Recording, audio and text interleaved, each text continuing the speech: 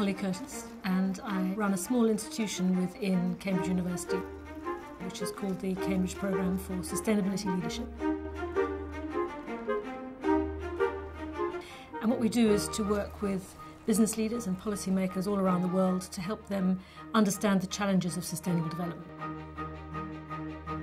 I think when I first came here, the thing that struck me most forcibly was this astonishing sense of tradition, heritage and culture, and you could easily be forgiven for thinking that that doesn't allow for radical innovation and change.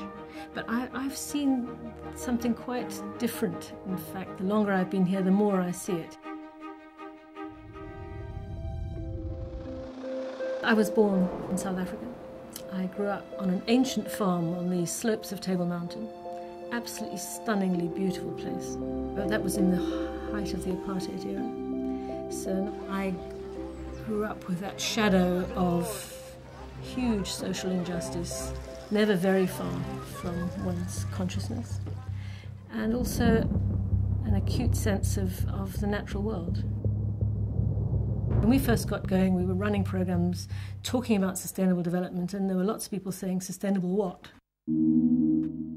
I came here really thinking the status quo wasn't capable of change.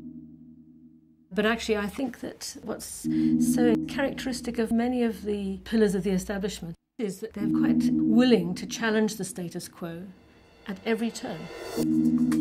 And we were extraordinarily fortunate. The Prince of Wales, who was really acutely aware of the importance of helping business to respond to this, asked me to get access to the best thinking that would help business be a really progressive force in dealing with sustainability challenges.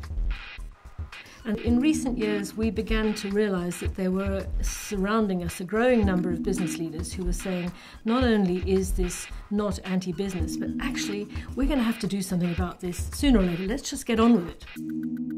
So we formed this group called the Corporate Leaders Group on Climate Change, 20 chief executives here in the UK, who are effectively offering to partner with government to drive forward progressive legislation, to drive forward higher standards in terms of emissions control, and to work together to create this post-carbon economy, if you like.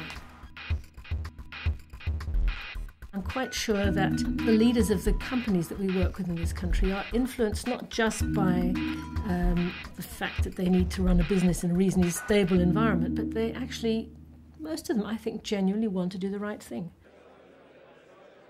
Last week I went with a group of our chief executives from the Corporate Leaders Group to deliver in person to Gordon Brown the Copenhagen communique, really so that by the time he goes to Copenhagen, he goes knowing that he has the backing of not just 20 chief executives in this country, but another 20 from Europe and 1,000 business leaders from around the world, all saying we need to get to a deal at Copenhagen. Just come from a leadership meeting, and there's a energetic, enthusiastic, palpable support for what you're about to do.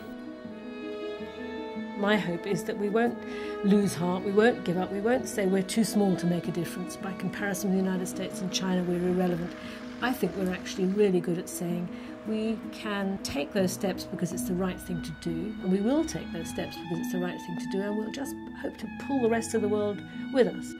We're just trying to actually head in the right direction. This is the building that we currently occupy, that we moved into some 20-odd years ago, and we've recently taken over that building there. So now our staff are occupying these two buildings.